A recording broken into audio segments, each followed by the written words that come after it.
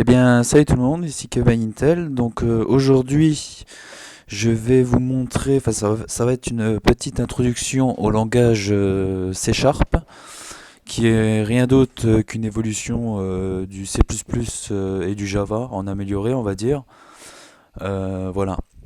Donc il vous faut, a priori, il vous faut vraiment des connaissances en orientant objet et au niveau de savoir, bien sûr, avoir la notion de variable, de toutes les variables vous utiliserez, excusez-moi, et tout ce qui est boucle conditionnelle, etc. Ça, il faut vraiment, voilà, il vous faut ça pour programmer en C Sharp correctement, pour faire des applications, j'allais dire, sympas. Voilà. Donc, ça va être une petite introduction. Je vais vous présenter finalement, j'allais dire, l'environnement de développement, j'allais dire. Et puis voilà quoi. Je ferai quelques petits tutoriels en C Sharp quand même, mais là pour le moment, je vais me contenter juste de vous montrer, j'allais dire, de vous montrer j'allais dire typiquement les propriétés du langage, on va dire. Donc pour ce faire, il vous faut l'environnement de développement. L'environnement de développement, c'est soit donc c'est du Microsoft Visual Studio. Ça c'est obligatoire. Avec CodeBlock, ça fonctionnera pas. Avec Jenny, je crois, ça fonctionnera pas non plus. Avec d'autres plateformes aussi, ça fonctionnera pas. Donc il vous faut vraiment Visual Studio, soit en Express, soit en intégral. Enfin, vous le faut quoi. À partir de 2010, il me semble que le C Sharp est pris en charge. Donc voilà, donc si vous avez une version 2010, il n'y a pas de souci, ça le fera l'affaire. Excusez-moi. Donc vous ouvrez votre environnement de développement, vous faites Visual C Sharp ici, voilà. Donc moi j'en ai plusieurs, hein, j'ai C++, hein, et puis il y a C Sharp. Et vous faites, donc, moi, les applications console, j'en ai fait, enfin, je vous en ai présenté en C++, quand je vous ai présenté l'orienté objet, et quand je vous ai présenté les boucles conditionnelles, etc., etc. Euh, Là, j'en vois pas l'intérêt de vous faire des applications, enfin, je vois pas l'intérêt de vous présenter, j'allais dire, le langage C Sharp en application console. J'en vois pas l'intérêt. Je pars du principe que vous sachiez, que vous avez des connaissances en orienté objet et des connaissances euh, voilà, en programmation C++ ou en Java ou en... Voilà, que vous avez des connaissances même en Python, j'allais dire, pour programmer en C Sharp. Voilà. Donc pour ce faire, on va démarrer tout de suite une application. Donc application Windows Form. Donc vous la nommez, moi pour ma part je vais la nommer test, voilà, tout simplement, test, vous faites OK, voilà. Et donc, vous avez, j'allais dire, une fenêtre qui s'ouvre. Enfin, une fenêtre, vous avez une fenêtre, là, en mode design, une fenêtre. Donc, qu'est-ce que vous avez sur cette page-là, sur l'ensemble de l'écran? Vous avez la fenêtre, vous avez ici les propriétés de la fenêtre. Ça veut dire que, par exemple, si je veux changer la couleur de ma fenêtre, eh ben, je vais, par exemple, ici, j'ai des couleurs déjà pré, pré, pré-préparées, excusez-moi. Imaginons que je veuille mettre du Active Caption, voilà, donc ça me change, j'allais dire, la couleur de ma fenêtre. Euh, je peux également, ici, elle s'appelle forme 1, je peux également changer, j'allais dire, le nom de la fenêtre. Donc, mon nom, ça va être le nom de la fenêtre, ça va être test pour ma part. Donc, vous voyez le nom, c'est changé. Euh, le name ici, donc ça, c'est euh, le name, finalement, c'est pour définir le nom le nom en programmation de votre fenêtre. Mais pour ma part, enfin pour le moment, enfin c'est juste une présentation. Euh, je vous montrerai ça plus tard. Ici, vous avez la largeur et la hauteur de la fenêtre. Donc, soit vous la définissez, pardon, soit vous la définissez bah, pur et dur, vous changez les valeurs, hein, je sais pas, moi en hauteur on va lui mettre, je sais pas, 200, et puis vous allez voir par exemple que là, hop, voilà, la hauteur change quoi. Ou alors vous, finalement, vous utilisez tout simplement bah, la souris, ce qui est super, et vous dimensionnez votre fenêtre comme ça, voilà. Donc après, vous avez plein de choses, hein. Après, voilà. Vous pouvez changer l'icône de la fenêtre ici, par exemple, voilà. Vous avez une icône, bon moi j'en ai, je sais pas si des icônes. Non, j'en ai pas, non, j'en ai pas, j'en ai, non, j'en ai pas. J'en ai pas. Mais je vous montrerai une petite application que j'ai fait, qui stocke finalement mes matériaux mes composants électroniques, si vous voulez, les résistances, condensateurs, etc. Où il y a finalement où il y a un petit icône assez sympa d'électricité. Bon bref. Donc pour les propriétés c'est fini. Ça c'est les propriétés de la fenêtre. Ici vous avez les événements de la fenêtre. Donc ça va être tout ce qui est, j'allais dire, au niveau de la souris, des clics, en fonction de ce que vous allez cliquer par exemple sur la fenêtre, etc. etc. Bon, à voir plus tard, je vous présenterai ça plus tard. C'est toutes les actions que vous pouvez avoir sur la fenêtre, on va dire. Voilà. Euh, Après, vous avez la boîte à outils. Donc la boîte à outils qui est extrêmement importante, dans le sens où ça va vous faire gagner extrêmement du temps. Par exemple, si ici je prends un bouton, je le déplace. Voilà, j'ai mon bouton ici, tout simplement. Hein. Pareil, j'ai les propriétés du bouton. Je peux changer la hauteur, je peux changer je peux changer la hauteur, la couleur. Je peux lui mettre ici. Je peux changer j'allais dire la taille du caractère, j'allais dire, etc., etc. Bon, on a exactement les mêmes propriétés que la fenêtre, voire il y a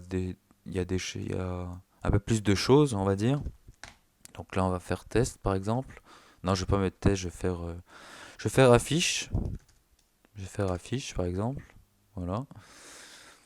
Euh, et puis, voilà, donc j'ai créé un bouton affiche.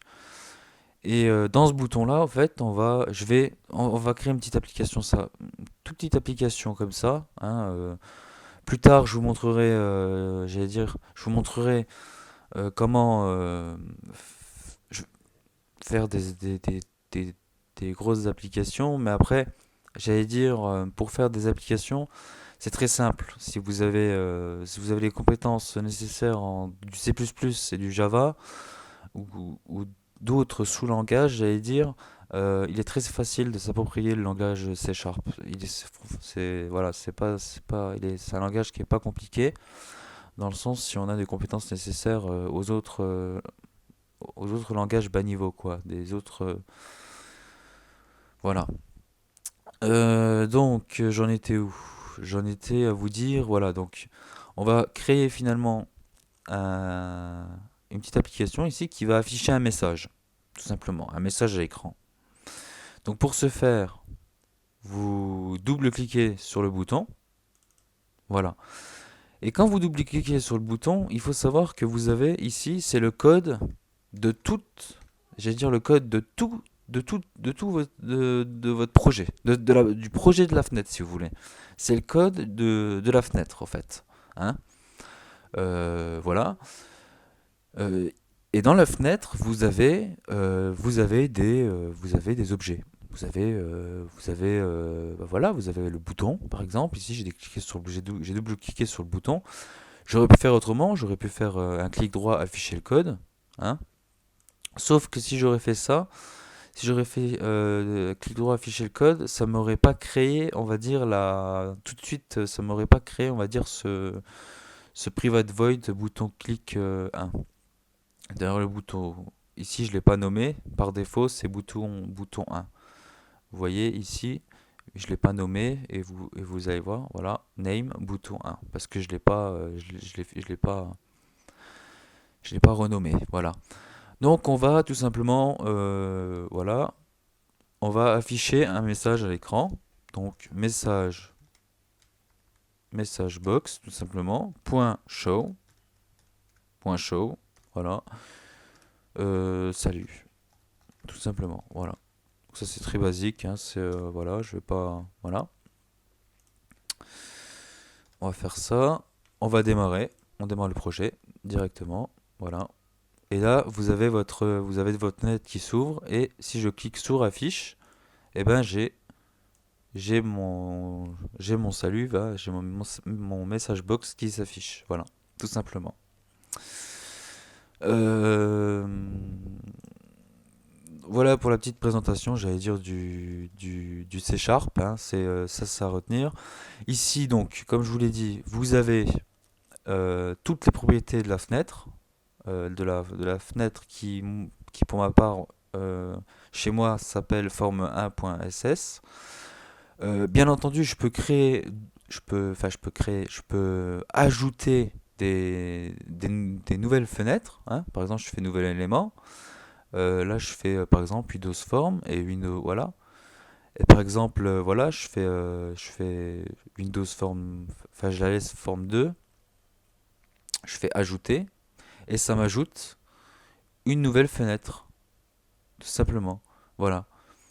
Et pour, par exemple, maintenant, si maintenant je retourne dans ma première fenêtre, si maintenant je lui fais une boîte à outils, je vais lui faire bouton ici, pareil, je vais lui faire, alors je vais lui faire ouvre fenêtre 2, ouvre fenêtre, alors fenêtre 2, ouvre la deuxième fenêtre, ouvre la fenêtre 2, enfin, je sais pas si je parle bien français moi, mais bon. Euh, donc par défaut, pareil, bouton 2. Voilà. Donc je double-clique. Donc, comme je vous ai expliqué tout à l'heure, si je fais afficher le code, il va pas me créer. Voilà. En fait, il va m'afficher le code, il va pas me créer finalement euh, l'objet quoi en soi. Il faut vraiment que je double-clique dessus pour qu'il me crée finalement la partie code du bouton, enfin la partie, ouais, la partie du bouton quoi. Et là, il faut que je fasse, je vais faire tout simplement forme. Alors, forme 2. Point, je sais pas si ça marche. Point show. Non, ça fonctionnera pas ça. Ça fonctionnera pas. Alors, ouais, donc ça c'est faux. On va supprimer ça. Donc, pour activer, pour ouvrir, on va dire la deuxième fenêtre. Bon, la deuxième fenêtre, on va lui rajouter quelque chose pour prouver finalement que c'est bien cette fenêtre-là qu'on est en train d'ouvrir. Donc, je sais pas, qu'est-ce qu'on pourrait lui rajouter à ce... tiens, peut-être un calendrier. C'est quoi, c'est un calendrier ça? Mon calendrier, tiens. Voilà, c'est un petit calendrier. Ouais, c'est sympa, on va dire. Allez, hop, on ajoute ça, un petit calendrier. Pas moyen de le... Bon, c'est pas grave, enregistrer. On retourne dans le code. Bon, le code de la forme 1, parce que c'est... Voilà, on affiche le code. Et là, ici, on va créer, en fait, un nouvel objet. On va créer un nouvel objet. Donc, de type forme. Donc, forme, moi je vais l'appeler Kevin. Voilà. Enfin, il faut prendre des noms. Enfin, il faut vraiment prendre des noms qui sont. Enfin, moi, dans mon exemple, je prends pas de noms qui sont déterminants, qui sont vraiment précis. Parce que, mais vous, pour plus tard dans les programmes, il faut vraiment avoir des noms qui sont. Voilà, on sait, par exemple, là, c'est forme, fenêtre 2, je vais le faire. Fenêtre 2 égale news form, et là vous mettez news form, et là vous mettez news form 2. En fait, c'est le nom finalement de votre fenêtre. Et après, vous faites fenêtre 2 point show pour afficher tout simplement la fenêtre. Voilà, point virgule. Et là, ici, vous avez créé finalement un objet fenêtre Et vous, ici, en faisant fenêtre 2.show, vous affichez la fenêtre. On va voir, on va visualiser le résultat. On démarre. Donc, toujours mon affiche qui m'affiche salut. Et puis, ouvre fenêtre 2. Hop. Et puis voilà, ça m'ouvre ma fenêtre 2. Là où j'ai mis j'allais dire, le calendrier dessus. Voilà. Je peux vous montrer des petites applications sympas que j'ai déjà fait avec ce, avec ce langage de programmation. Donc voilà, donc je vais vous montrer une petite application. Voilà, ici fenêtre principale, euh, fenêtre principale qui a été développée en C Sharp, hein. Donc ici c'est, comme je vous ai dit, c'est une petite application que j'ai créée en C Sharp qui stocke finalement, j'allais dire, bon, il y a des animations, hein, et puis là on a des sous-menus. Voilà, si je vais dans menu, j'ai gestion des cartes Arduino, et puis hop, j'ai l'ouverture d'une fenêtre où il y a mes cartes Arduino, le nombre de cartes que j'ai dans mon stock, qui sont, voilà. Par exemple, là, la Leonardo, je sais pas, je fais ici, je fais rafraîchir. Bon, attendez, je fais visualiser les valeurs. Déjà, la Duo, par exemple, je vais en enlever une, donc je fais rafraîchir. J'en enlève une, déduire. Voilà, les valeurs ont bien été déduites et enregistrées. Je fais rafraîchir, j'en avais, il me semble, 4. Si je fais visualiser les valeurs, non, j'en avais 3, donc j'en ai enlevé une, donc voilà, j'en ai deux, etc., etc. Bon, les matériaux, résistance, pareil, au niveau des ohms, voilà, ce que ça peut donner voilà ce que j'ai en stock, par exemple, en résistance. J'ai créé des petites animations assez sympas, par exemple, là, ici, sur la production d'électricité, comment produire de l'électricité, voilà, c'est une application sympa. Ici, il y a tout simplement ici, à propos, c'est mon programme, quoi, tout simplement. Autre information, j'ai information sur carte Arduino, hop, ça m'envoie sur le site de, de, de, de Arduino. Pareil pour la... Ah non, autre information. Donc, pareil pour les microcontrôleurs, ça va m'envoyer sur le site Atmel. Voilà, atmel.com, tout simplement. Voilà, donc c'est une petite application sympa qu'on peut faire en C Sharp, quoi. Et ça a été fait très rapidement, hein. C'est des applications qui ont été faites très rapidement. Je ne sais pas si je peux vous montrer une autre application que j'ai fait avant de faire cette vidéo. Euh, je sais pas si c'est celle-ci. Faudrait que je regarde. Ouais, c'est celle-ci, c'est celle-ci. Voilà, je fais démarrer. C'est une application en fait de mathématiques. Voilà. Où il y a finalement ici. Alors, ici, ça me calcule, enfin, ça me fait la multiplication de deux nombres. Voilà, si je fais 3 fois 2, ça va me donner tout simplement 6. Hop, calculer 6. Je fais rafraîchir, ça m'enlève toutes les valeurs. Et ici, c'est un système. Vous pouvez vérifier un système d'équation. Ça veut dire, ici, je choisis par exemple, je sais pas moi, 52. Et il faut que je trouve ici le nombre qui va bien. 7 fois quelque chose égale 52. Si je lui mets par exemple, je sais pas moi, un nombre enfin, 7 fois 6 par exemple, si je fais vérifier, résultat faux. Voilà, tout simplement. Si maintenant je prends ma calculatrice parce que je, je suis pas fort en maths, hein. Donc pour trouver le nombre qui associe ça, on va dire, je fais 52 divisé par 7, hop, et je trouve... Waouh, je sais pas si ça va fonctionner ça. Je sais pas si ça va fonctionner. 7,42. Ah, ça, je sais pas si ça va fonctionner. 85. Je sais pas. On va voir. Non, résultat faux. Ouais, donc il faudrait vraiment que je trouve un. C'est bizarre. Non, il faudrait que je trouve un. Alors, attendez. Un multiple de 7. Alors, par exemple, je sais pas, 14, allez.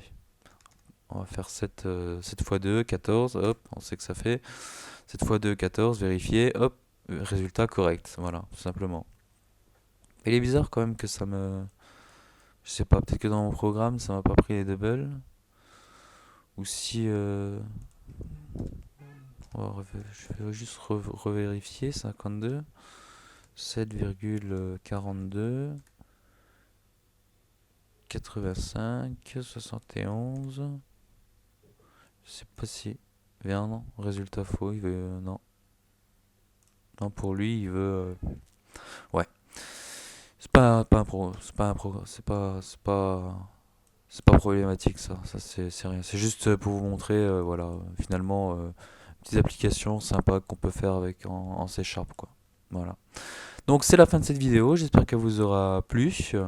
Je ferai des tutoriels en C Sharp, hein, pour pas que vous soyez perdus dans tout ça, dans tout ce que je vous ai montré là. C'est finalement une petite introduction, on va dire, de qu'est-ce qu'on peut faire comme application. Il n'y a pas que ça, hein, on peut faire beaucoup plus de choses.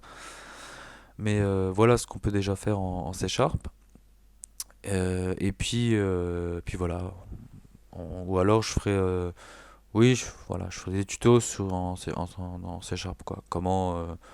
Par exemple, comment récupérer les informations qu'il y a dans une, euh, dans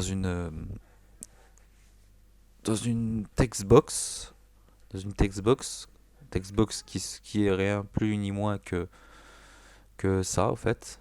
C'est ça, une textbox, voilà, tout simplement. Comment récupérer ces informations-là et en faire quelque chose et travailler avec, quoi. Voilà. Tout ça, ça fera l'objet d'une vidéo. Voilà. Très prochainement. Donc voilà, c'est réellement la fin de cette vidéo. J'espère qu'elle vous aura plu. N'hésitez pas à partager vos commentaires, à commenter cette vidéo. N'hésitez pas à vous abonner à ma chaîne et à très bientôt dans une autre vidéo qui concernera le C Sharp, l'électronique ou des vidéos Arduino, Raspberry. Je verrai bien la prochaine sur quel sujet portera la prochaine vidéo. Allez, à bientôt tout le monde.